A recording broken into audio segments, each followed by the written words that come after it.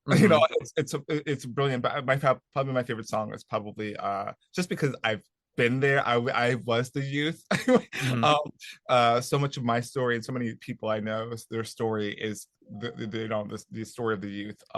But it's Baptist Fashion Show. Oh, yeah. Probably one of my favorite songs. To the That Baptist Fashion Show. That's also a vibe, that music. that's a whole vibe. Yeah. Well, I mean, that's also like its own mini play, that whole section. Is it even going into the blues revelation stuff, or is it just the first part of it? I would say the whole thing, like Yeah. start to finish. I just think that it's the perfect song. It also just gives you what I think it does perfectly well is that it captures Kojic Black church culture in Mm. a like the politics of it, the kind of the gestures, the language, all of it is in that song. The Um showmanship of it too, right? And sort of yeah, to see and be seen. the Um, the one's one-upsmanship. Yeah, it's all yeah. in like and that one's and he captured it in such a poetic way, Hmm. and also in a very funny way. Oh Um yeah. and also like that, yeah, you know, like that feeling. I just the story of it, it's a one act musical and a song. Hmm. You know, I would say it's a 10-minute show within a song. Now it's gone real. Can you deal with the real? Hit me with the Holy Ghost. The bubble was expanding. There was a new understanding. Music is the great train. Wish God travels. Bang, it doesn't sing, and then my soul unravels. Feels like only one. What it does so well is that it captures not only the 1970s, but it also captures kind of like this post Clark Sisters like gospel sound that is really just evocative of the time. Mm. It's also, I mean, and from a dramatic storytelling point, it's the inciting incident of Youth's journey. It's when he Mhm. connects to music in a way that will launch him for the rest of the show. Is it the I Want song? How dare you assume that Passing Stranger would conform to an "I Want" song? Um, all I mean, all his want is just to find the real. So every time, anytime anyone says the real, that is the "I Want" song and the reprise. When Rebecca Nomi Jones says "nonstop to the real," I'm like, that's the reprise of the "I Want" song. It's Yeah. right when it was starting to feel real. I love that too. I mean, the whole Amsterdam section, I think, is a masterpiece of. I was gonna say it's all right. It's probably if we're talking about just joy, then I'm talking. Mhm. It's all right. It's probably Yeah. my favorite Yeah, song. Keys, It's All Right is one of those numbers. That was probably the first time I experienced in a theater an audience and cast energy that was just sort of blended where so we're now in a culture where audiences really want the actors to know that they're there, and Mhm. so they will woo, they will scream. This has been discussed a lot with Miss Michelle Curley and Funny Girl, who is great in the show, but the audience reactions are stupid. Like, she knows you're there, she can see all of you out there, you don't have to shout when she hits a note. Let mama finish the song. But before this time, when we all became awful, this was the first time I had been in a theater where the audience was just so jazzed about the vibes going on and Stu's energy, and then also just the writing of it, of the repetitiveness, not repetitive, the continuation of the list. Yeah. Josephine Baker says all right, James Baldwin, and because it just keeps going and going, and it's we're now, once we get to Europe, that we finally get the back wall of all the neon lights, so there's all this flood of color on stage, and it's this energy that just everyone just like started singing back, and everyone got up from their seats, and this was like a half full house in the middle of March at the Belasco Theater, and no one did it to be like special or the one. Everyone was just so fucking jazzed, and it was a really beautiful moment to have, and which is why I was so glad that they did it on the Tonys. But also, I was like, they should just do the whole sequence, because doing the 8-minute sequence in 3 minutes, It it makes sense. yeah, it just shortchanges it. They did their best, and they were able to get to a good energy there, but it was like, you really need the full 8 minutes. By lending him her keys. They said, welcome to Amsterdam, welcome to Amsterdam, welcome to Amsterdam. She said, yeah, it might look like Sodom from top to bottom, a shopping mall of vice. all right with me. It's all right. 'Cause she said it's all right. It's all he said, yeah, it might look like Sodom from top to bottom, a shopping mall of vice, but it's all right with me. It's all right. 'Cause we say it's all right. It's all right. 'Cause we say it's all right. Baptist Fashion Show is your favorite song on the show? It's my favorite song. So what it does is that it so for those who haven't seen it, in the show, Youth is attending church with his mom, and he is waking up. It's kind of a ritual. It's their weekend ritual, and this is the first time that he gets or he has a religious experience. But it's not a religious experience. It's his first time falling in love with music. Falling in love with R&B, gospel, call and response, and his understanding of it, based on a documentary that he saw on PBS.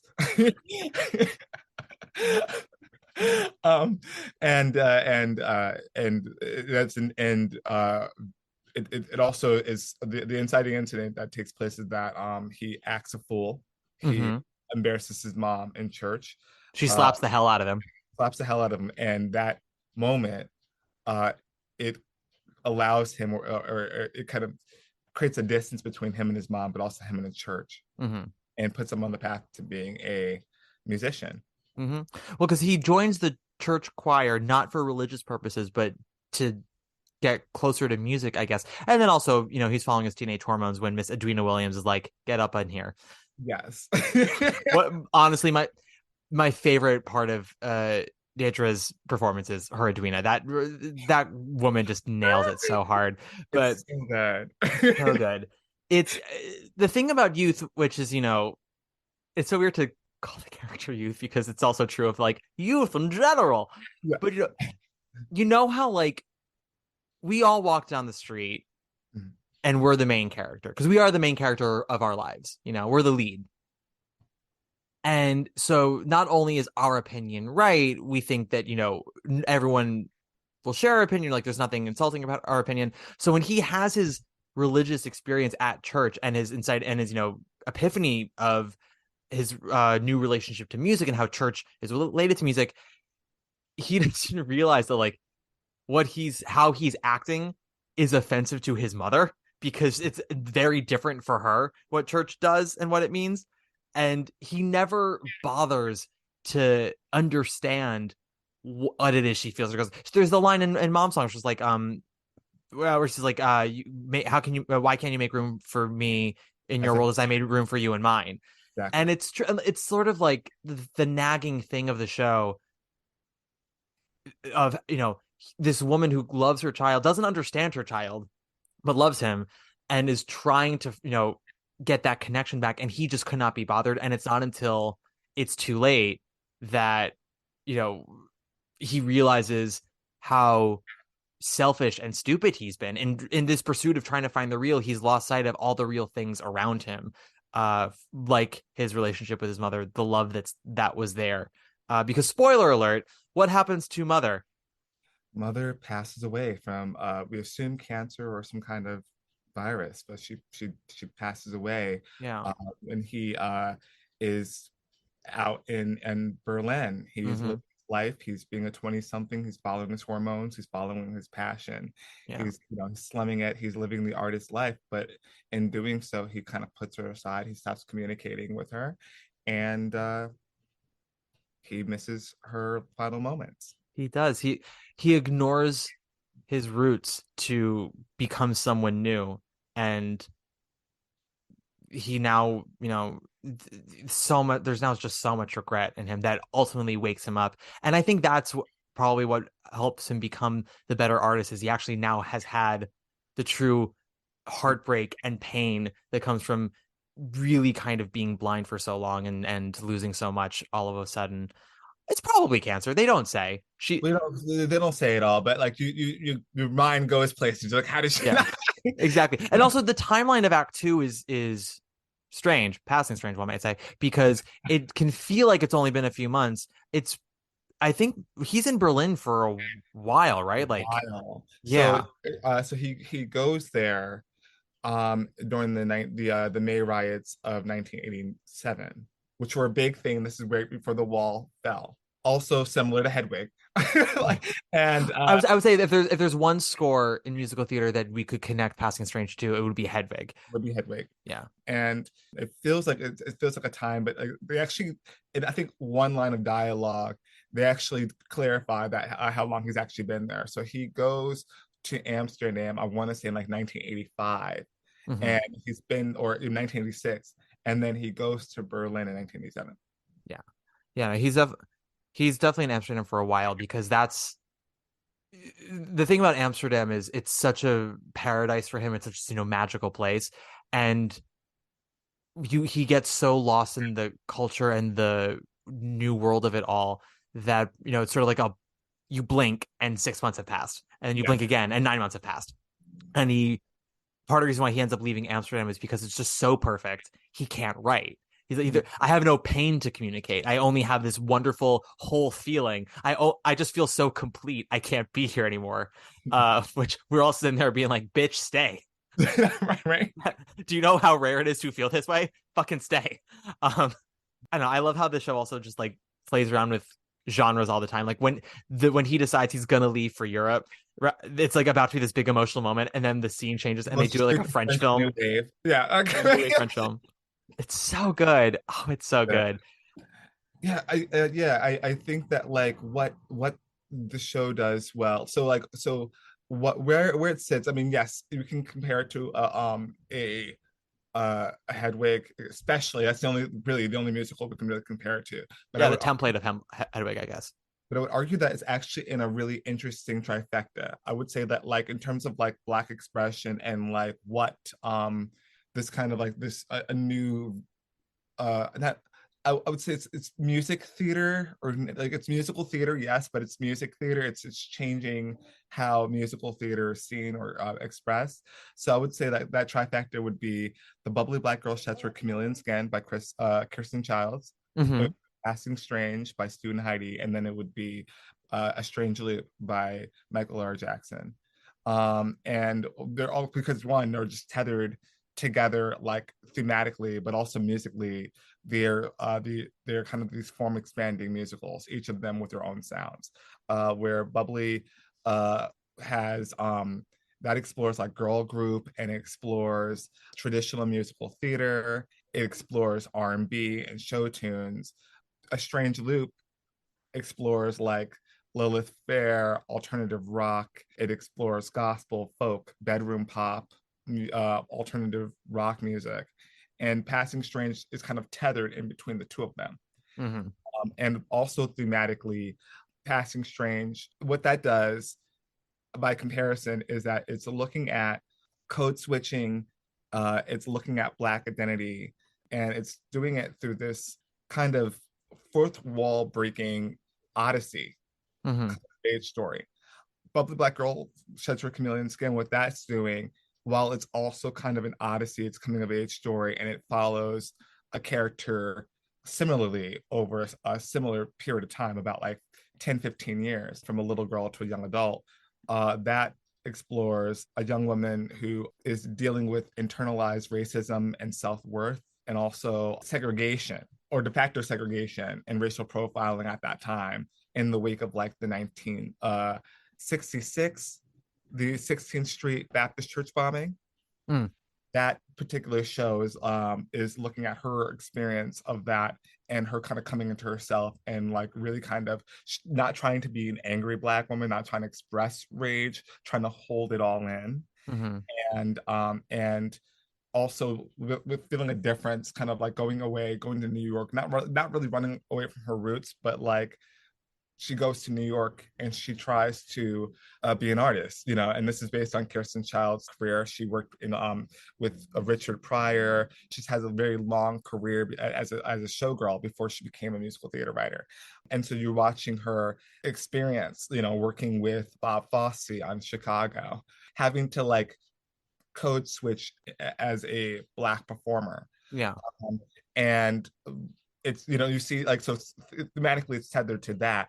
And Passing Strange, excuse me, not Passing Strange, Strange Loop what that does, it's kind of honoring both of those shows and like looking at the legacy of both of those shows.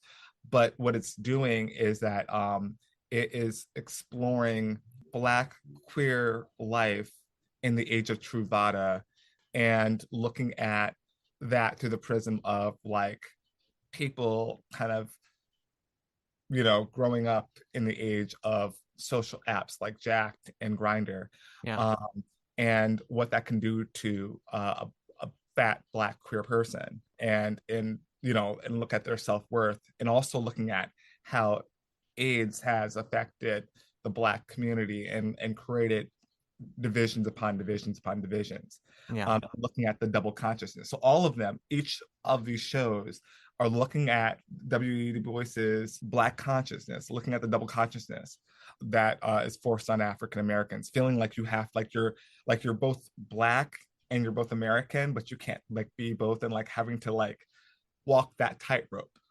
Yeah, and there being confines of like what you have to be like if you're gonna be both. Something I really like about Strange Loop, I'm not as familiar with Chameleon Skin as I am with Strange Loop and Passing Strange, but something I like about both of those shows is that with the protagonists, they do explore everything you're talking about, as well as on a human level, what it is about those characters in particular that is keeping them from achieving what it is they want to achieve. Because a lot of it is the world and society and community and the rigidness of what everyone in their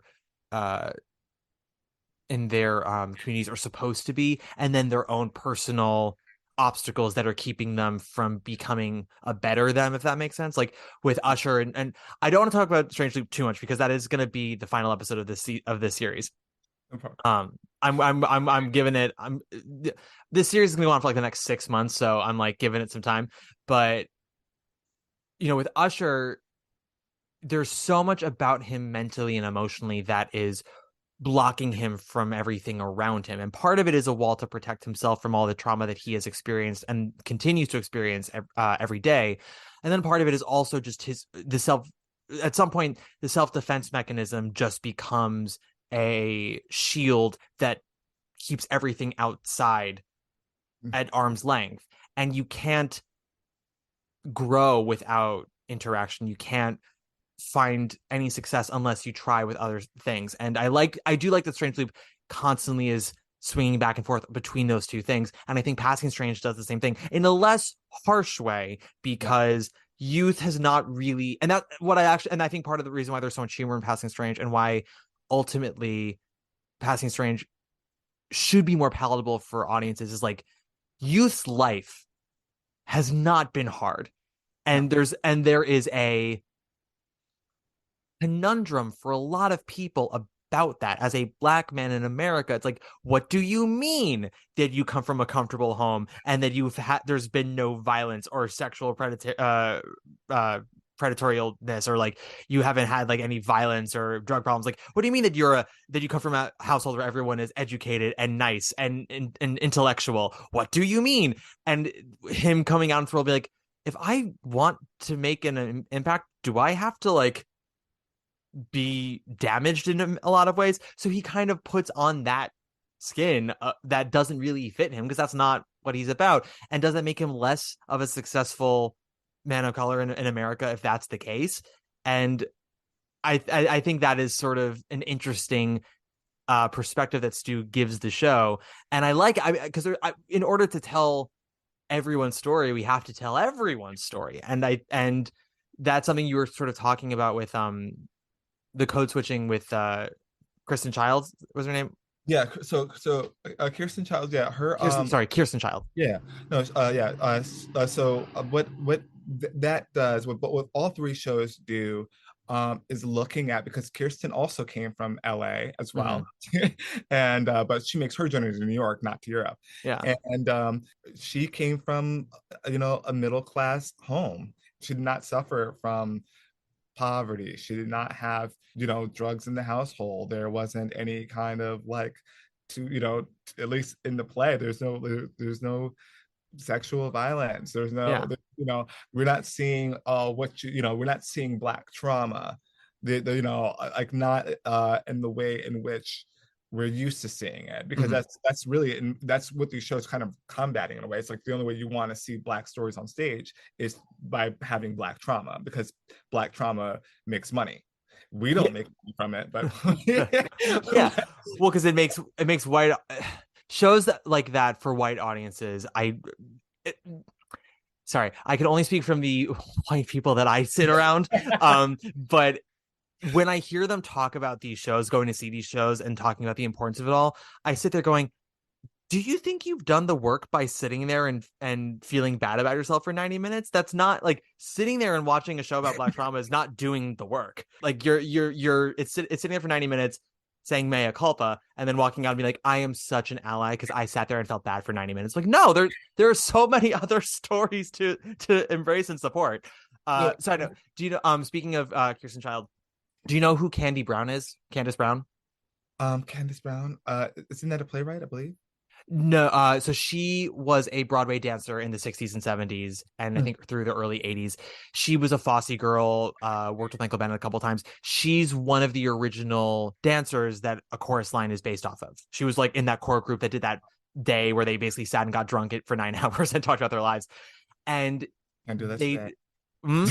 I'm like, can't do that today. Can't do that today. But I mean, the character of Richie in A Chorus Line is inspired by her, and I'll talk about this more in the Chorus Line episode, I suppose. But like, part of the reason why Richie does not have any major trauma in the show is because Candy doesn't have never really had any major trauma, and she's talked about this, and she's sitting there listening to all these people just cry about my parents, they don't love me, and I blah, blah, blah. And they get to Candace being like, well, Candy, tell us about being a Black woman in America. She's like, my parents love me and want me to be happy. She's like, I went to school. I never wanted for anything. I came to New York. I got a job. It's all been good. I'm so sorry. Like, she's like, I'm so sorry that I can't tell you guys about the sad life. She's like, I've done very well. And but like that's that story is just as valid as any other story. And so I like having all these different perspectives. And it's always humorous to me to watch white audiences be like, huh? I'm like, yeah, believe it or not, there are people who are not white who've had very successful, wonderful, full lives. I remember when I owned everything. The sun and the moon and the rain. My domain stretched and yawned along the astral plane.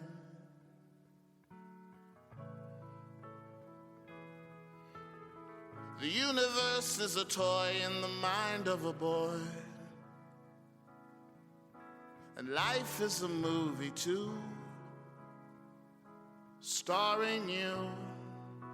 I really can't talk about Strange Loop too much because I have so much to say about that thing. And I have to save it for the episode, but I will say Memory Song is when all the theatrics go away and he's just raw and there. It's, oh God. Yeah, and if you would like look at it too, I mean, they do it in Passing Strange as well. Yeah. At this Yeah. moment where everything kind of goes away, and he's, you know, it's really, I mean, he's kind of got head working the wound, and then he just he sets the scene for his mother in this Yeah. really sweet moment. The art finally has a moment of human connection and love, and it's the simplicity of it all after 2 hours of everything, of just kind of just stopping it all and saying, you know what, like, as exciting as this is, hot as this is, electrifying as this is, none of this is real. We keep talking about, and he says that he gets to this at the end where he's like, we keep talking about the real, and youth keeps looking for the real, and he talks about Pretzel Man.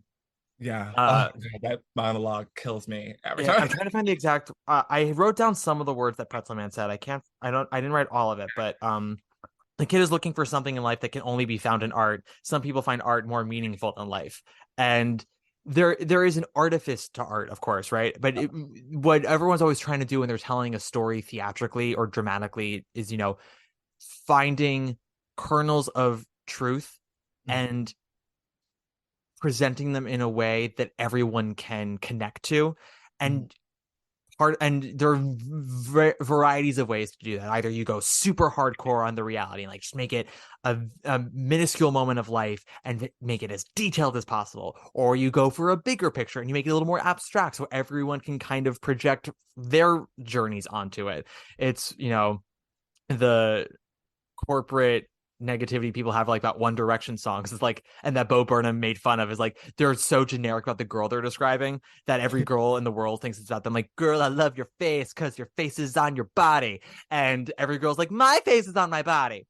But so with Passing Strange, Stu and Heidi really kind of just, they throw every genre of music out there, including like even kernels of musical theater. They do it for, you know, comedic effects because they don't really know how to write musical theater stuff. They don't look down upon it. Big moment. It's like he tries to sing his I'm not gonna take I'm getting out of this town song, he says. That's what it's called. Yeah. Yeah. And he says, I can't write it. Yeah. What I think what makes it so good for people like me who, you know, are true musical theater babies is like Heidi and Stu have no disrespect for musical theater. They like it. Like Heidi actually likes musical theater, not likes it more than Stu, but she's known it longer than Stu has. They both enjoy musical theater. They're just like, that's not how our brains think of songs, and that's totally okay. Yeah. They've learned a lot from musical theater in terms of storytelling, which I really appreciate. But yeah, he's like, we tried to write it, we couldn't, and so there's no mean-spiritedness about it. The humor just comes from like, we tried, couldn't do it. I mean, that's kind of the ethos of his whole, you know, of their whole song writing career, because I mean, they really only have 2 musicals. They have this, have another show called The Total Band, which was at the Public, and I totally saw it too. Yeah, I saw both iterations of it. So I saw the original when they were trying it, and it was come and whatever, well, you know, we're just gonna fix it, and then we're gonna actually do the presentation later. And very different shows, both of them. What they have in common, Total Bent and Passing Strange, is that they are both very much a vibe. And I don't mean that in the way that like Instagram girls say like, she's such a vibe. I mean, like, you're in the theater and there's an electricity about the way that Stu and Heidi write music and the way that they use it for storytelling, that even if you're not entirely sure what's going on, you are very much involved. Yeah. And like, I cannot tell you what the plot of The Total Bent was. I remember something about a recording studio. It's a recording. It's about a son and a father and son. Well, it's changed. So like the version that, did you see the recent version? The last I saw whatever was at the Public at the Empashka Theater, whatever it's called, where Passing Strange was with the guy from that show. Yeah, that guy who did The Thing. The Thing. Oh my God, it's a great movie. It's a great show. Anyway, no, the guy who played the son, I don't know if he was known yet or if he got known right after that. But the guy who played the son. What? Yeah, with Kristen. What is that show called? I'm gonna be so mad. I watched it. I watched all of it. It was with Kristen. With Dax and Kristen. Oh, Kristen Bell? No, Kristen Bell. Yes, Kristen Bell and Dax Shepard did a show together. Well, they did a thing to yeah, they did something. That's how they met. But I'm saying she did a show with the guy from Total Band. And what is that show called? Was it House of Lies? No. It was called Good Place. Good Place. Thank you so much. Wait, who from The Good Place was in The Total Band? Was it Chidi? Chidi. Chidi was in The Total Band? That's what I remember. Yeah. Okay. Marcus Scott, you've been sitting on this information. I was like, yeah. So the guy who did, you do not. Wait, I don't trust you. I don't trust you as far as I can throw you. I am convinced that you were getting your wires crossed because for the last 10,000 years you were calling him that guy from The Thing who did the stuff, and I do not trust you as far as I can throw you. He was in a good place, yeah. And so his name is William Jackson Harper. Yes, he was in. Yeah, that's him. So like he was in the show Total Band. So he did it in 2012, I guess. Yes. So yes, he did, because I saw the one in 2016. So that's not who I saw. So yes. So who was I forgot. It doesn't matter. But that's It matters to me because that's when I saw it, and yeah. Yeah. I'm like, if I fucking saw Chidi do the show, I will lose myself. Yeah, he did. That's when I saw it. I Okay. saw both. Yeah, that's so he did the first version of it. He played the son in 2012, Mhm. and who played it? Was it was it was A2 Langston Wood, who I eventually saw in Slave Play. Yes, Slave Play. because when I saw Slave Play, I was like, I remember you, and I don't remember why. And then I looked in his program, I'm like, Total Ben, that's right. He has a song when he like takes over the mic and he's like standing on a chair or something, and he's just like feeling his body. And I was like, that is the track that I want to do if I ever go back on a stage. I want to play a role where I get to sing a Stu song, and I just get to feel my body on a chair in front of everyone. I want that life. No, it was. I mean, it has one of the best songs too. It's called "Mary Magdalene." I Mhm. love that song. It's a whole bop. But yeah, what I would say about that show, what that show did was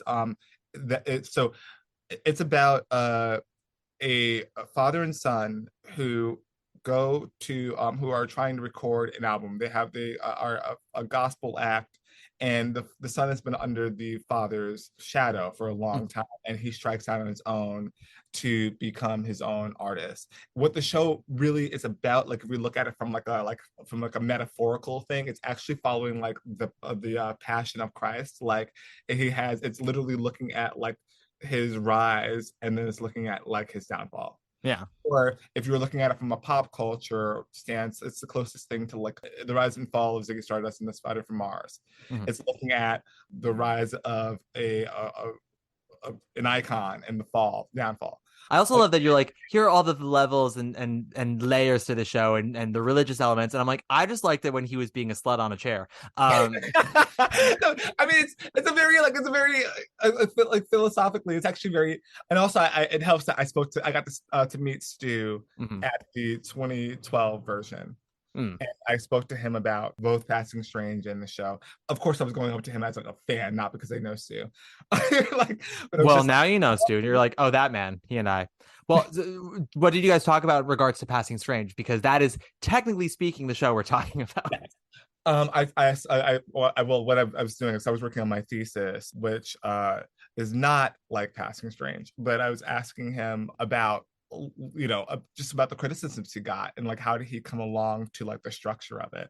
And he just said it was like a lot of it was rehearsal, and a lot of it he really gave a lot of power to the director, and so that really helped shape him, because he says he's a storyteller, he's a songwriter, but in terms of like shaping the show to what it became a lot of her teaching him like the mechanics of how to write a musical. Yeah. Well, that's also the power of collaboration. And this show was in development for 3-4 years. They started as a workshop at Sundance Theater Lab, which is people remember is where Fun Home was developed, and I think Carolina Change even had some development there. A lot of shows that people would know. Also did some stuff there as well.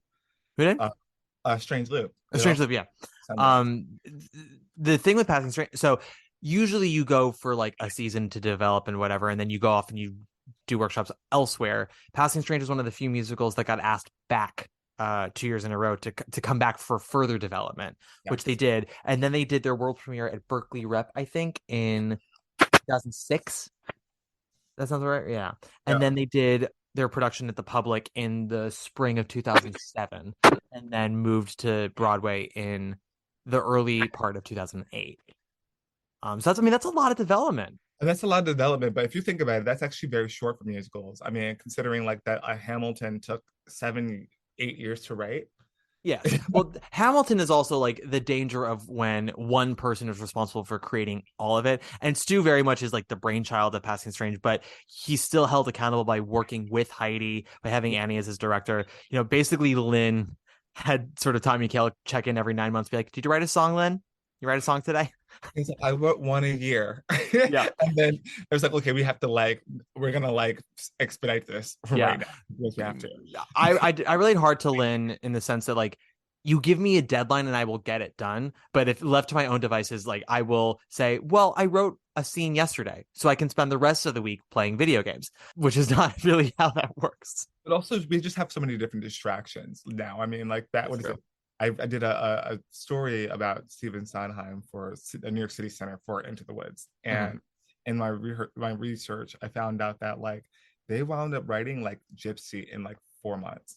It's yeah, well, and that was an anomaly because like for for people who want more information on Gypsy, you can go back to that episode in the Stephen Sondheim series called "A Little Sondheim Music." But it really that show is an anomaly for all of them because Arthur's never written anything as good before or since. Uh, So, my hot take is that Arthur Lawrence was a very smart man who wrote a couple of good things and like two great things, but wrote also like a lot of crap that he never was willing. He always blamed the failures of his plays on other people, and I'm like, girl, you wrote like 7 Broadway plays that all flopped. Maybe the problem is you. And Sondheim, God love him, procrastinator up the wazoo, and also like collaborating with Arthur and Julie Stein. So like had people who was holding him accountable. And like most shows are not written that fast. I think the only Broadway show that was successful that was written faster than Gypsy was Wonderful Town, but that was because they had to do a complete overhaul between like Broadway and like off out of town and Broadway. Like they had a whole different creative team, and then Compton Green and Leonard Bernstein came in. And they're like, guys, we have to throw everything out, start from scratch. And they're like, oh shit, oh we got a month, we got like a month to do this.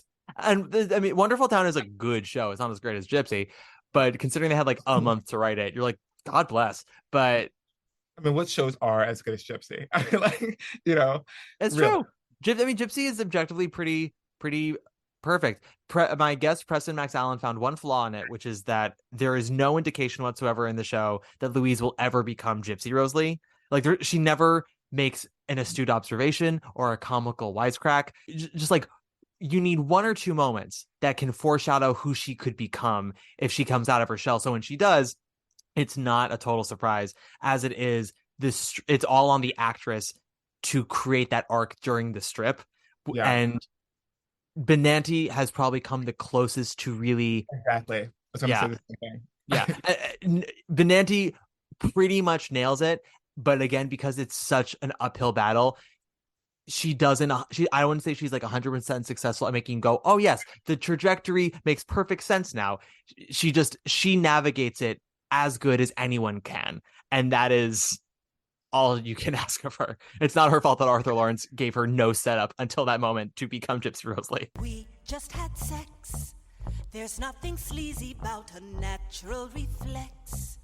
It's nice and easy, no need to crane your necks. It's all cool breezy, baby. What's a little bedroom traffic? Evening news is pornographic. We just had sex. That's right, all 3 of us. It's not complex. It's no big deal at all. We'll smoke cigarettes and probably talk about 10 or 15 things before anyone brings up the fact that we just had sex. That might be another reason why it's difficult for that show to continue to thrive is there's the question of can that show be performed effectively without Stu? Like does the artifice become too much when you have someone playing him? I would argue that yes, it could still work.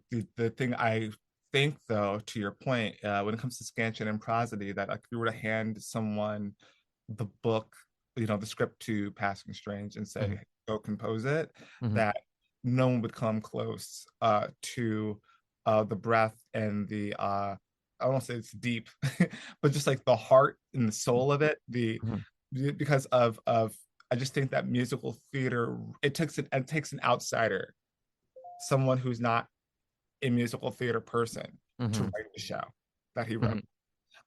Musical theater, I think that like there are musical theater composers and artists who are currently working in the form that are pushing it, that are really kind of taking it places and taking it to exciting places, but so much of them have the same influences. You have your Lacusa composers, you have your Sondheim composers, you have your Larson composers, but I think that this right here is pulling from so many traditions outside of musical theater that almost you need to kind of have that world culture that he kind of like cultivated throughout his career. Absolutely. His artistry to bring it to the stage. And because it's pulling from so many different places, I just think it's impossible for someone to sit there and try to emulate the sounds that he's emulating. You can watch it, you can study it, but it's one of those things of, okay, if it doesn't live in you, it doesn't live in you. And this is one of those examples. And I would say to compare it, same thing with Hedwig. Like, you could listen to David Bowie, but if you aren't absorbing David Bowie, you can't write Midnight Radio. No. If you are interested in the New York Dolls and you're listening to their albums and you're absorbing their music, that's how you write a sugar daddy. But you can't write you can't write a origin of love if you don't if you're not listening to Roxy music, or if you're not listening to like the music of that time. It just won't happen. And I think that like it's something it's very similar to Stu. He's pulling from the Clark sisters, he's pulling from Muddy Waters, he's pulling from some Princes in there. All of the influences that he highlights, he's pulling from Josephine Baker and her cabaret acts. So he's all of that is in the show. Yeah. Well, so two things. Number one, the way you sort of talk about Stu and how he approaches the show, and when you talk about like outsiders of musical theater coming in and writing musical theater works and sort of changing the game just due to them not being part of the world, it's one of the rare instances where like ignorance is bliss. I don't know if you've ever read any interviews. The way you were just talking about, Stu, reminded me of the way Orson Welles talked about making Citizen Kane, which was his first film as a film director. And when people said like, you created so many cinematic things that we do today that no one ever done before, like, how did you think to do it? And he's like, I didn't know how to make a movie. No one told me you couldn't do it. He's like, I don't know. Like, we got on set, I was like, could we maybe move the camera this way? And no one told me no. And that's sort of the way I feel like Stu and Heidi created Passing Strange. Was like, they would write things that just sort of came to them that seemed organic and natural. And it was so different from anything else because they didn't really know that no one did that. It's just where their heads went. And so in the way, there's a wonderful ignorance to all of that really creates fantastic new works, where learning about the pillars of theatrical storytelling help is sort of just in the consistency of churning out more stage works.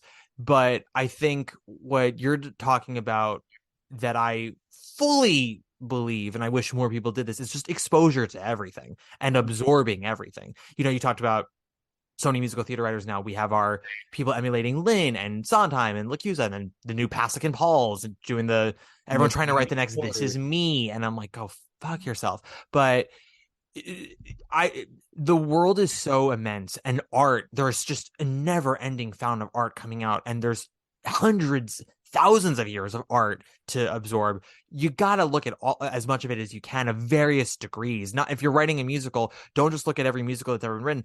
Listen to different genres of rock, country, doo-wop, watch movies. Sondheim loved movies. He would think of musical theater as a film score. Books, TV, go out into the street and see what's going on out there, experience some new life. There's just so much to take in, and it can influence you to write anything. And as we were talking about the different flavors of this score, in the same way that it reminds me a lot of Carolina Change or Great Comet, that's like, it doesn't adhere to one specific genre. It has an overall thematic genre. But like when people say, oh, is Passing Strange a rock musical? It's like, yeah, overall it's rock, but it's not rock as you would think it. And there are other genres mixed in there as well. Gospel, blues, Europop, Eastern European performance art. That whole What's Inside is just a lie. I'm like, everyone needs to do that once sophomore year of college, just to throw the spaghetti at the wall and try something. Yes, agreed. Like, yeah, I mean, I feel just very strongly about that. I mean, I have a degree in musical theater writing, but I don't come from, I wasn't born with musicals strapped to my arm. I wasn't sitting in front of, watching Oliver or, Annie. Those were really the only shows I knew, actually. Like, I thought that was a musical. I was like, I hate that. Marcus is saying all this while looking directly into my eyes and just dragging me through the dirt. Wow, Marcus. Wow. I didn't know until this moment how much you hated me, everything I stood for, and everything I've lived for. But like no, like I didn't have that, and so like, but like it freed me to like write and like figure out forms by watching and kind of like by falling in love with it as an outsider coming in.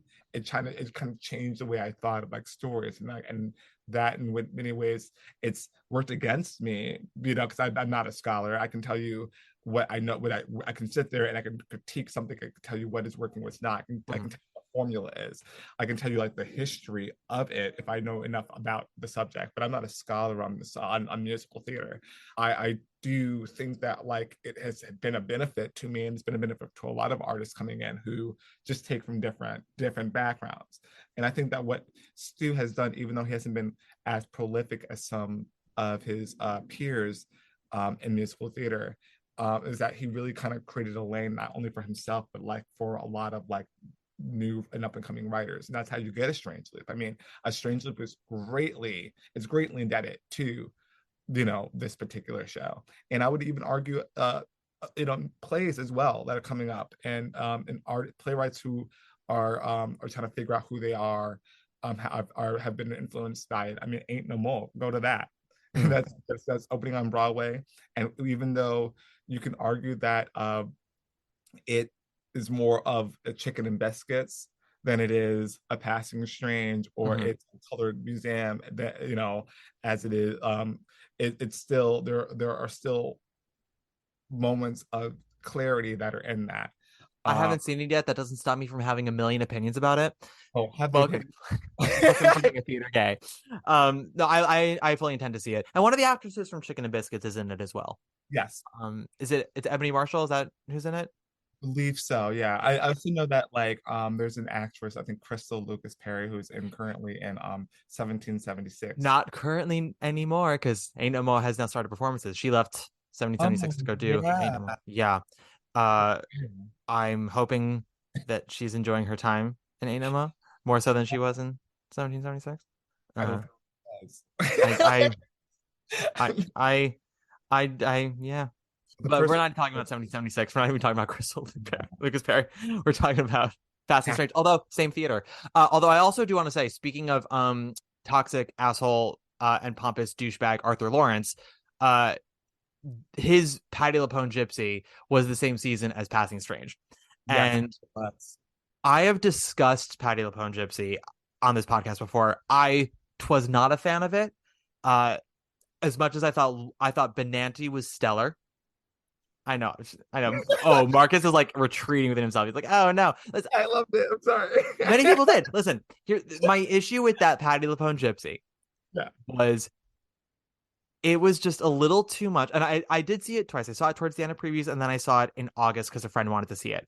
And I would actually argue that Patty got better, and a lot of the show, in my opinion, got a little sluggish because it was 3 hours long. It was the longest show of all time because every line was important, and everyone on stage was like, no one has ever acted like I've acted before. I am acting like an actor. I know this is a musical, but we're actors. And if you read every single interview with Arthur Lawrence, he was like, the difference between this production and any production that's ever productioned is that this production is acting. And I'm like, Arthur, we get it. You wrote the Book of Gypsy. That's enough.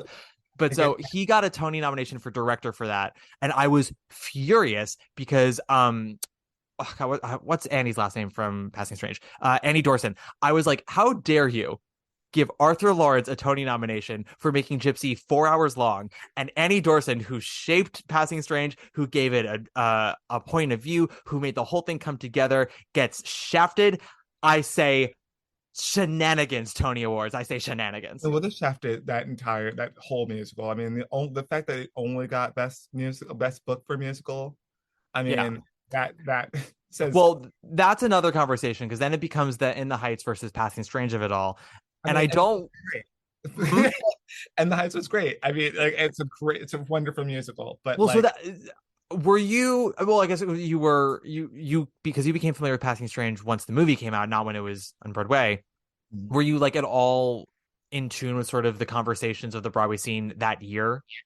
So yeah, I know that. So that's like when I was so that year I was an undergrad.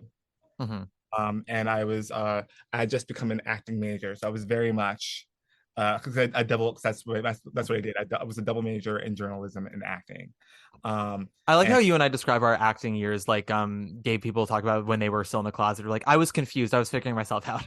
then I was like, I want to be a writer. That's what happened. I was like, why do I like the stage? Oh, I want to write stories.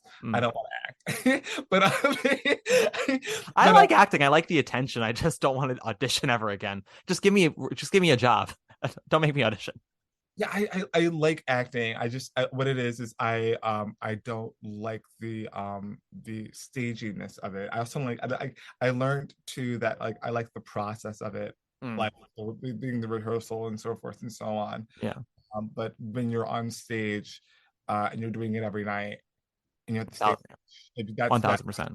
that's So sorry, I interrupted you. You were in your confused stage. sorry. So oh my God, what was I talking about? You were experimenting with acting. Thank you. So I had gotten into the, really watching the Tonys and really like being on top of like the history of it, because I was around like a bunch of like theater gays, and they're gonna read me for filth. So I was like, no, I have to watch, like know what's going on. And so I was very much a part of like what was going on with that season. But I feel that like why I would argue it's just a better book than In the Heights. It's just this right here it's tackling a million themes. It's messing with structure in ways that were up until that point. I mean, like you really didn't see structure being messed with that much really since like A Hair, I would argue.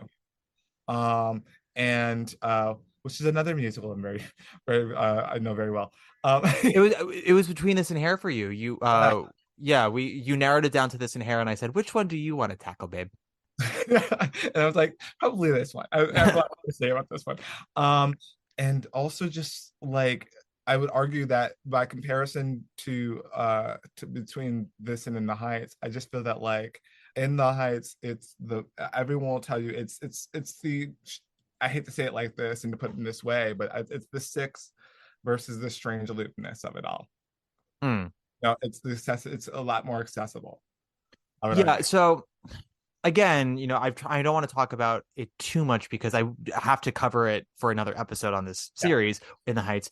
In the Heights is an interesting case because it is a good musical.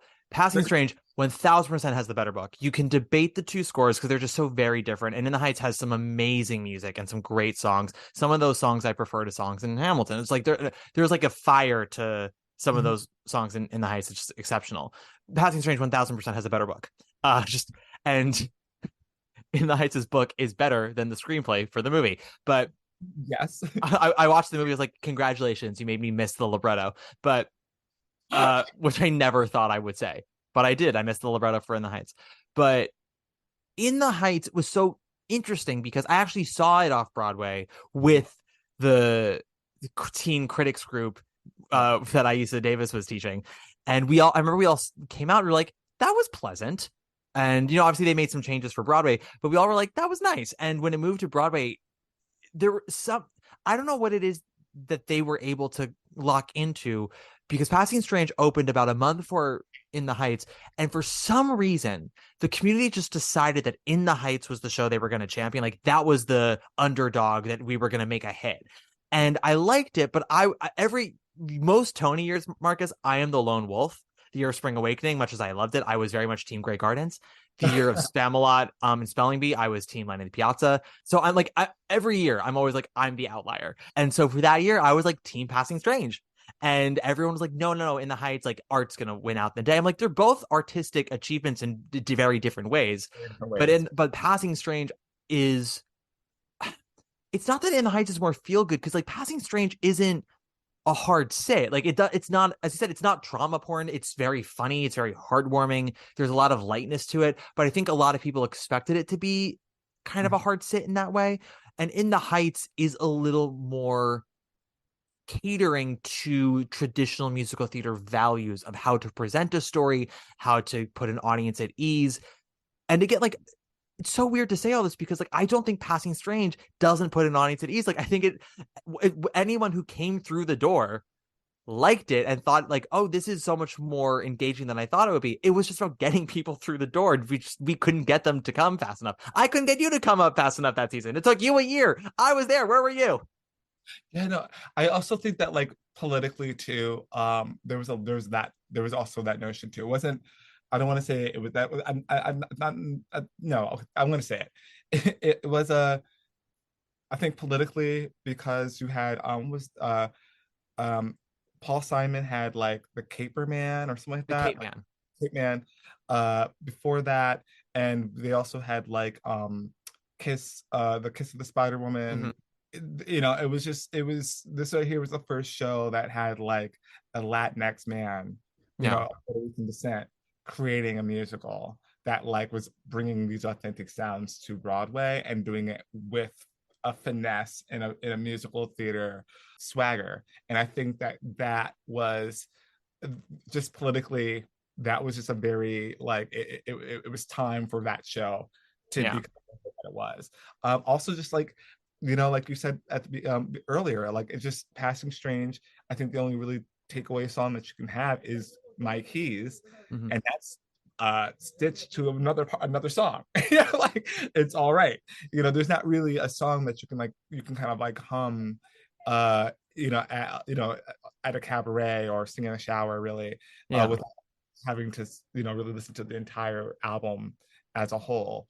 And so yeah, I think that it was a thing. I think that like people like songs that you can kind of, not diegetic songs, that's not what it is, but I think you need songs that kind of like, Well, so it because, sounds so. I've definitely talked about this before. There's a little bit of a um uh not psychotic, but like you have to be a little uh there's what was the term where you're kind of like emotionally uh uh subtracted from it all. You're not a psychopath. You're a so like a you have to be a little bit of a sociopath when writing musical theater because you're trying to capture parts of the human experience and human emotion and bottling it up in a structured way so yeah, that everyone can appreciate it.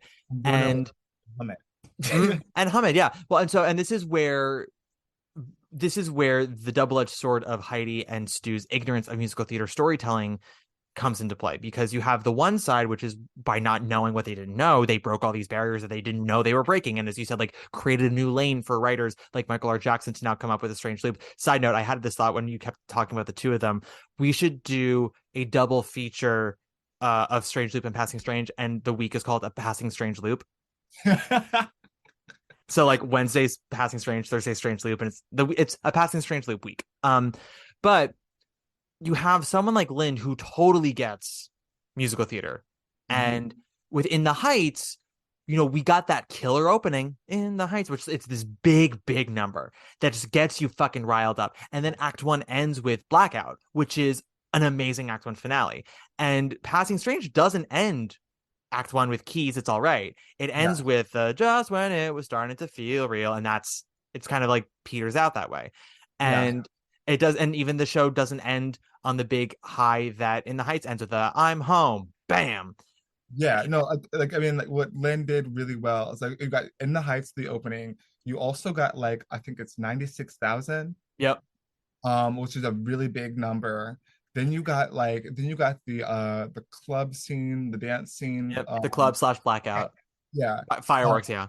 yeah, and the way you know, look at the fire. There's so many like earworms, so and you kind of already kind of see the Disneyfication of Lynn. Yeah, kind and of into his powers. yeah, and there's sort of a methodical formula to it all, which I'm not saying to undermine what he does, and I'll talk about this more again with the In the Heights episode. It's really impressive to do it and make it sound so organic and surprising. I did say though, when I finally listened to We Don't Talk About Bruno after, you know, it breaking the internet, I was like, oh, what's this song that's more popular than Let It Go? And I listened to it, I'm like, oh, this is his Encanto version of 96,000. It's structured literally the same way as 96,000, which is not a bad thing. 96,000 is one of the all-time great group numbers, but I was surprised. I was like, oh, this is what broke the internet?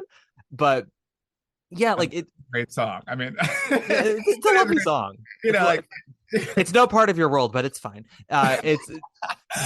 It's but like there is something about In the Heights of sort of the crowd pleasingness of it all, and I'm not trying to say this as a negative about it.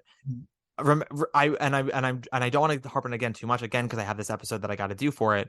But there is a crowd pleasingness about it that doesn't feel desperate, but definitely is sort of like we are letting you in, audience, and we are in welcoming you in with open arms. And when you come in, you just know we're going to give you pie, we're going to give you punch, we're going to give you a comfy chair, we're going to make sure you are good to go. Whereas Passing Strange is more like, we are going to wrap our arms around you and we're not going to let you go until the show is over, and you're not like, it's all going to be good, but just know that you're in my arms until the entire time. And there's a difference between like enveloping and welcoming in. And I love both. I think there's room for both. But there are a lot of audiences that just kind of want to be welcomed in. They don't want to be encased. Does that make sense? No, I agree. Yeah. I would say that like also these are both shows that by two relatively new composers. One is like shooting his everything at the at the wall and just trying to tell a story. Mm-hmm. Other one is trying to be the next Stephen Sondheim, of this generation, and you can see very two different things in effect. And I think that like while both of them bringing and changing the landscape of musical theater, I mean, that was a really good year for musicals. I'll say that was a really fucking incredible Tony year. And the thing we're not even talking about besides Patty LaPone Gypsy, that was also the year of South Pacific coming in, and South Pacific really was the thing that dominated that season. And it's very easy to look back and go, oh, of course, the Golden Age Lincoln Center Theater revival. That was not, the season did not begin and everyone was like, oh, of course, South Pacific's going to be the thing. South Pacific had everything not going for it. Every one of us thought that show has not been on Broadway in almost 60 years. And Lincoln Center has been batting zero for the last like 4 years since Light in the Piazza. Like everything has been bad and dull, and for upper middle class white people. And South Pacific came out and we're like, oh, this revival kind of fucks. Like we were all very surprised. And so that season we had Patty LaPone Gypsy, we had the really lovely Sunday in the Park with George, we had In the Heights being so much fun, we had Passing Strange breaking all the rules, and we had Xanadu just being a good gay time. Yep, you had Xanadu, and you had Crybaby. Yeah, we don't talk about Crybaby. Crybaby. I mean, you like Crybaby? I thought that Crybaby was a really good attempt at trying to do John Waters. Sure. I thought that's what it was. There were two moments in Crybaby where I was like, here we go. One was Ali Mozzie doing Screw Loose, and then the other was the Escape from Prison dance. I was like, this is the show I want. Everything else I went, okay. I mean, but also, real talk, the movie's kind of like, okay. The movie's not as good as we all think it is, but the movie is a lot of fun. No, it's not. It has one of my favorite lines, Ricky Lake saying, my brother wouldn't touch your titties with a 10-foot pole. He likes his girls bad, Lenora, not cheap. Iconic. Listen, it's not as good as Hairspray, it's not as good as Pink Flamingos or Female Trouble, but it's a lot of fun. It's a lot of fun. I just feel that like, you can't really there's two playwrights you really like, it's really hard to musicalize. It'll be screenwriter / playwright John Waters, and it would be Charles Busch. Like it's hard to do camp. I'm sorry. Yeah. Oh my God. Can you imagine though a Die Mommy Die musical, or a Lady in the Lady in Question might work as a musical. I could imagine them both, and I just think that you would need someone who naturally is campy, like who has the ability to do that, and camp is hard. You have to have the ability. I think if you could get, I hate him very much, but he is very good at parody lyrics. Randy Rainbow to do the lyrics, and then someone fun for the music. That could be a fun time. But we're not here to brainstorm that. The fun thing about this season, though, also by the way, we're also neglecting this. This was the season of Young Frankenstein and Little Mermaid, two shows that everyone expected to be like huge behemoths that came in with hot ticket sales for about 6 months and then just died. And Oh, the Tony Awards ignored them both right. for musical, and Little Mermaid got a score nomination, but that's just because Xanadu is ineligible. I mean, yeah. Yeah. No, yeah. Little Mermaid on roller skates. And the other show that was on roller skates. The other, yeah, we had two roller skating shows that year. My God. And then We and just yeah, needed a Starlight Express revival and we were golden, Pony Boy. right. And we call it and Young Frankenstein. I mean, that really I think the problem with that show is just it didn't have the musicality of like the producers, which is Yeah. what That was a show where they definitely came at it with the confidence of, we did the producers, we know what we're doing. And so there was a smugness about that show, not just in terms of the writing, but also in terms of how big they made it. And then they had bad blood because they had kicked out the show before them. I think they were kicking out the Pirate Queen or something like that, which was already like bombing, but there was already, you know, like I think it was Pirate Queen. Don't quote me on this, but I'm pretty sure it was Pirate Queen. And the story goes like they were in the middle of like a put-in rehearsal, and they saw Mel Brooks and Susan Stroman touring the theater with the theater owners, and they're like, "Well, we're getting kicked out soon." And then they, you know, did the $400 ticket. They weren't going to release their grosses, and everyone's like, "Go fuck yourself." They came in so smug. I mean, yeah, and it closed. It closed badly, and We're not doing an episode on them, so that shows you what their legacy is.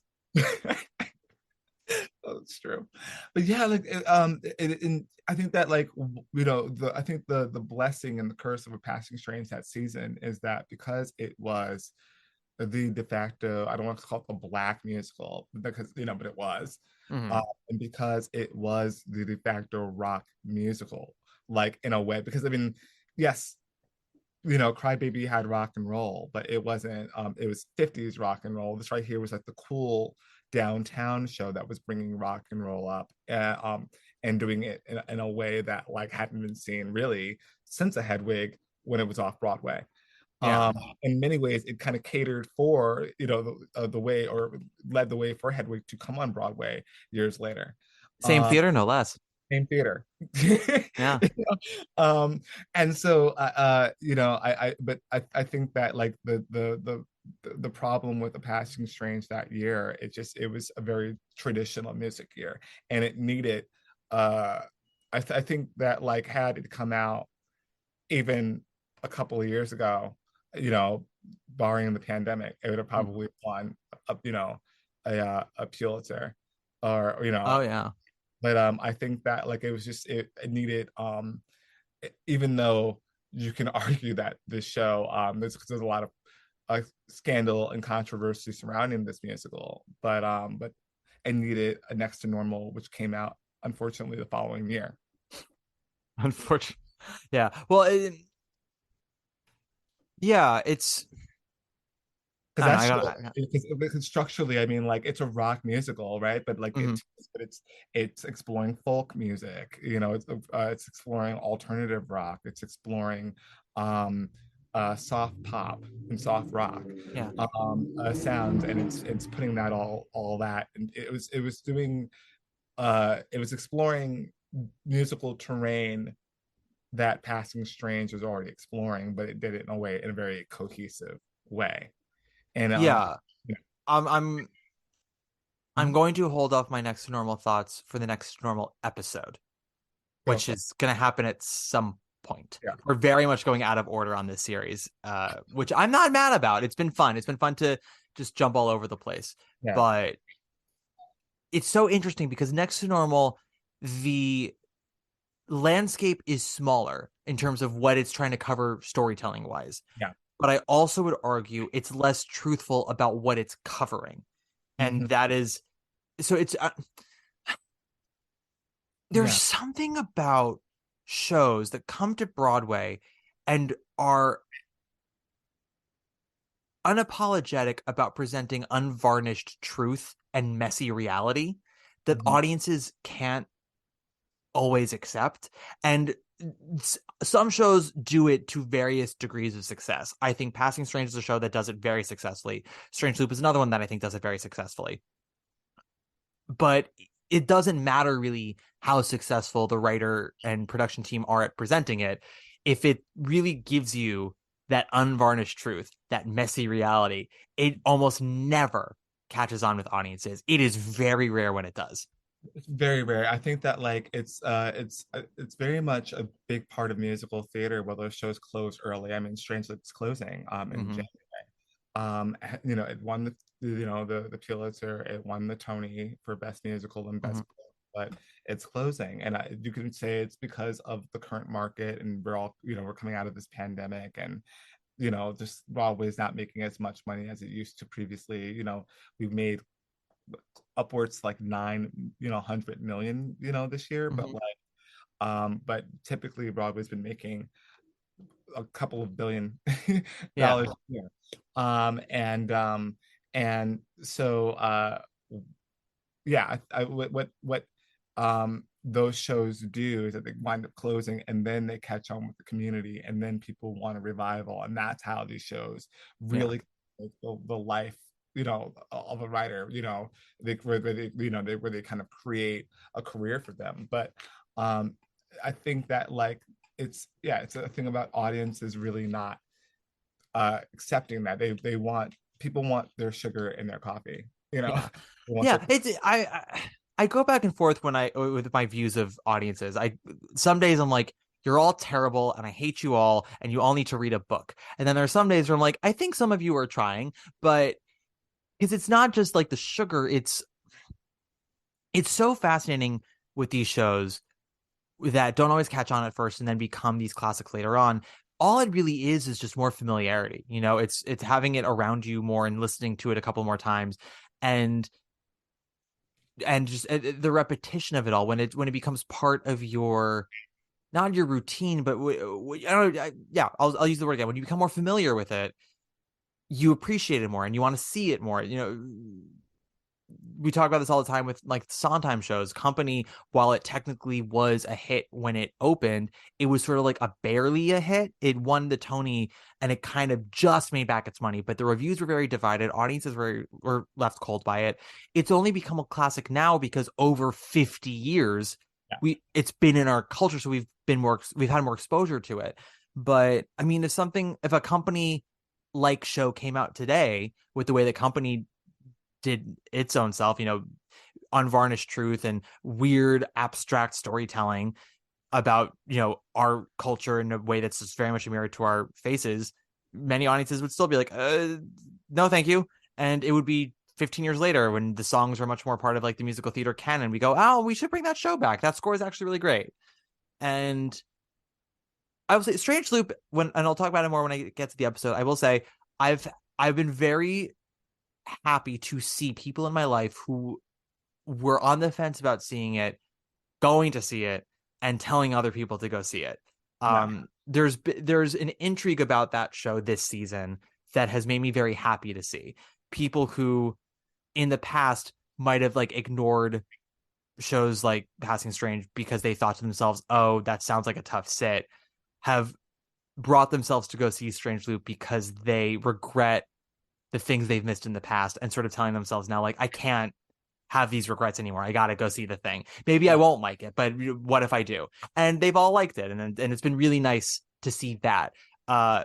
Too little, too late. Who's to say? I think there are a lot of other questions in regards to Strange Loop's short run that also just has to do with the economics of Broadway today, as you said, and then we're seeing it also with new shows coming out this season, how they struggle, and producers just completely not understanding what the market is right now and what is an appropriate ticket price. Yeah, well, like it's ticket prices, but also there's still this idea of like this invisible subscriber base of like, oh, well, we're gonna like try to, look, these are producers who are trying to pitch these musicals to like middle American white women, Mm. happen to be middle-aged, who, yes, they purchase the most tickets, but like it is a thing of like, if you build it, people will come. So Yeah. like, if and you're I've always said you need to first market it to New Yorkers. yeah, Make theater savvy New Yorkers go see it first. That we will buy up all the tickets. So when middle America's coming into town, like what's hot? They're like, well, everyone in New York is seeing this show. That's what happened with Hamilton. which we'll talk about with that episode, and Chorus Line, like all these shows that became big hits. And we talked about it with the Rent episode. Like it started with the off-Broadway scene with all of New York wanting to see it there, and then that power moving it to Broadway. So, people will go see whatever when everyone else is going to go see. It's why when people talk about, well, critics don't really matter anymore, they still do to an extent, because it's the same thing with like a Yelp review or anything. Like you want to hear other takes from people who took the time to see it before you spend your own time and money on something. It's like, well, what did 5 other people say? And so then you look. And that's why we have rent heads. That's why we have people who have spent their entire lives seeing like every iteration of How Rent. fucking dare you say the dirtiest word of all time, Marcus? Renthead. How dare you? Anything else regarding The Strange of Passing, Marcus, that you wanted to cover? I just think that on closer inspection, watching the recording of that Spike Lee so graciously gave the public, because I noticed that there is a musical motif that comes along, and it happens at every time they mention love. So if you follow it, I just think musically, I think it's a very, like, even though these are people who don't know musicals, did their homework. So if you look at, I believe it's the Breaking Your Heart motif. If you follow that Into a Living Thing, that song. What is that song? Into a living thing. That? Yeah. That follows an entire show. Interesting. There's that one motif towards the end that sounds like the Phantom Vamp as played by Mr. Rogers' Neighborhood. Do you know what I'm talking about? The do do do do do do do do do do do do do. Like that's the Phantom Vamp. But it's because it's the ba ba ba ba ba ba ba ba ba ba, but it's done like Mr. Rogers' piano. It's like do do do do do do do do do do do do do. I never thought about that, but now I can't unhear it. Now you can't unhear it. Now I'm here. Damn There it. you go. This is what you come for. This is the magic you come for, Marcus. You ruined Passing Strange for me. I know, that's what makes it so beautiful. You can hear that and still love it. If I had any advice for people who are interested in Passing Strange, I would say watch the movie first, because it is very much a show that should be experienced, and it is on YouTube, luckily. And Spike Lee did a phenomenal job capturing it. Also, it's because the cast album, unfortunately, is not the entire show. They try to just capture the big songs, and they do, but there's transitional stuff that's very important, and it just makes it very choppy, and it makes it very hard to follow. And this is a show that has no fucks to give when it comes to continuity of storytelling, of like what kind of narration they're doing, how they're gonna do it. Like it's all free flowing. So the cast album doesn't really help with that respect. So I would say watch the movie if you can. Yeah. Also, just like there's just certain things that they mess with that you can only really capture on stage. Like they talk about colorism. In very small, ways, just by having the cast be who they are. Also, this is like one of the very first Broadway shows that really like challenged how we see Black expression on stage. So you're seeing in the show, you have characters playing church people, then they leave that, they're playing punk rockers, then they leave that, they go to Amsterdam and they're playing Europeans, and some of these Europeans are poets or artists or so forth and so on. Then you go to Berlin and they're playing Germans. You're constantly seeing how you're looking at the global consciousness of Black people. Changes. It's never really been articulated or presented in such a manner since. And it really, I think in many ways, it helped with the casting of not just with these actors, but how we cast people of color in stories.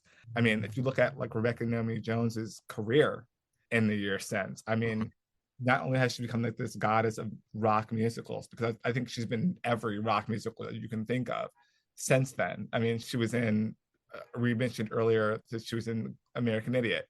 She did Hedwig. She did, she did Murder Ballad too. Yeah. She did Murder Ballad. Yeah.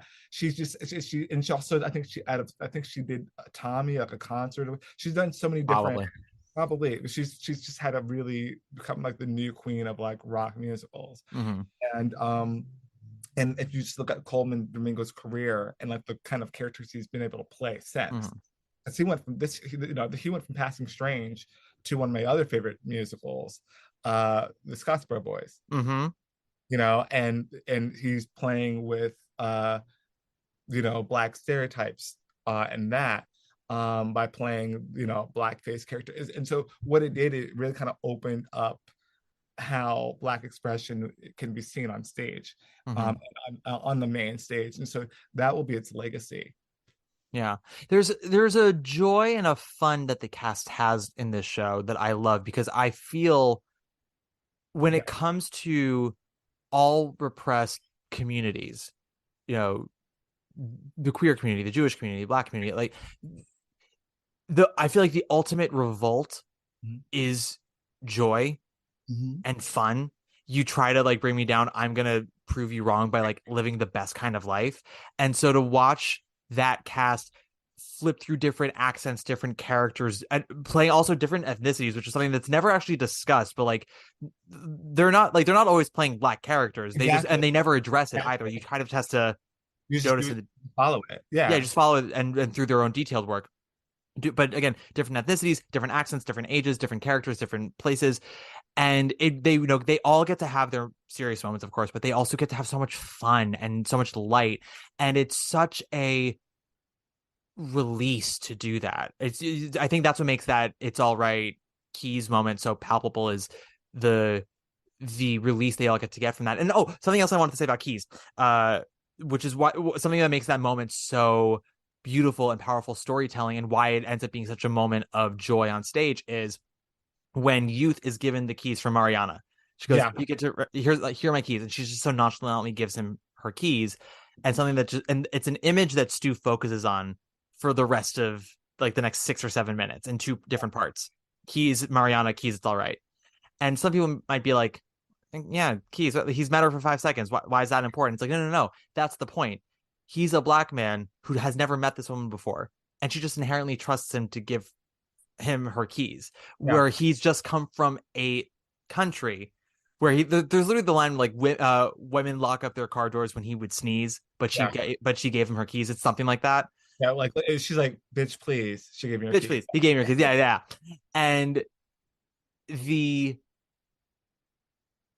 exhale of, I can just be, and I can just be trusted, and I can walk down and not worry, and it's all right.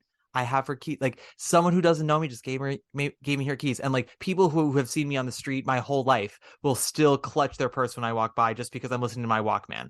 And there's that exhale is such a moment of independence and joy and revolution, and it makes it so I don't know how to, bubbly, fiery, hot.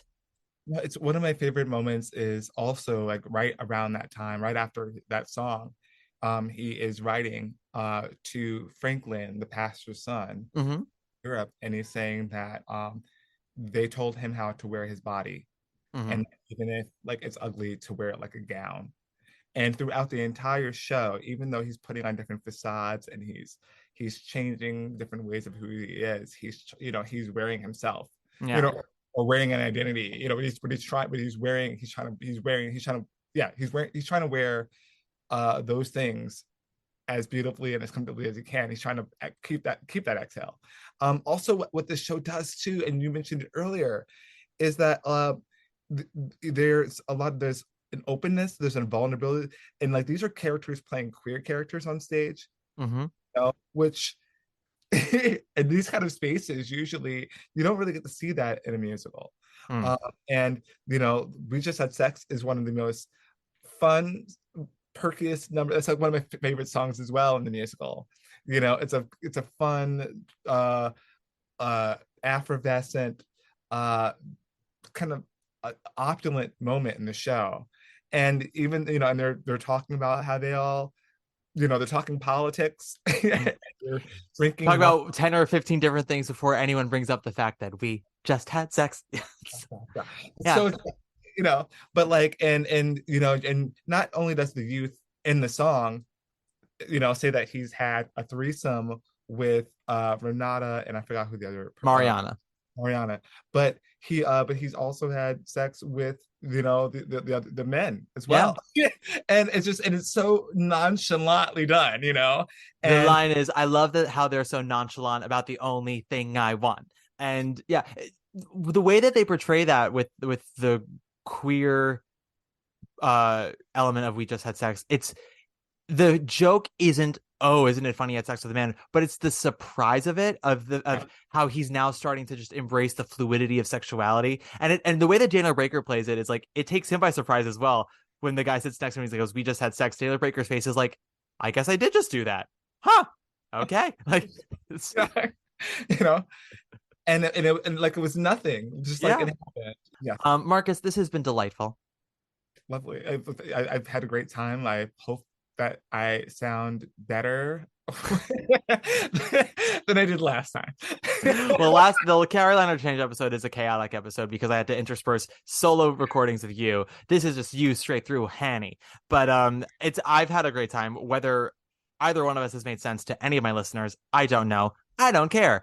We have a new game at the end of this series, and you can play or not if you want, but it's basically 6 degrees.